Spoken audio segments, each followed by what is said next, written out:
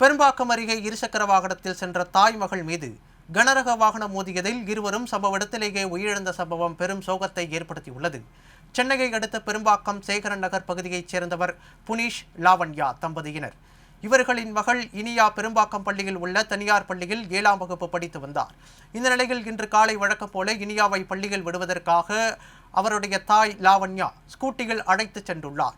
அப்போது பின்னால் வந்த சரக்கு ராலி ஸ்கூட்டியின் மீது மோதியதில் தாய் மகள் இருவரின் நிலை தடுமாறி கீழே விழுந்தனர். பின்னர் அந்த சரக்கு ராலி அவர்கள் மீது ஏறி இறங்கியதில் இருவரும் சம்பவ இடத்திலேயே உயிரிழந்தனர்.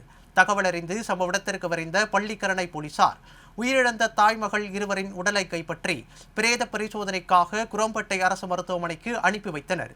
கனரக வாகனங்கள் காலை நேரங்களில் செல்ல தடை விதிக்கப்பட்டிருக்கும் நிலையில் அதனையும் மீறி பல கனரக வாகனங்கள் அனுமதியின்றி செல்வதால் இதுபோன்ற பல உயிரிழப்புகள் ஏற்படுவதாக அப்பகுதி மக்கள் வேதனை தெரிவித்தனர்.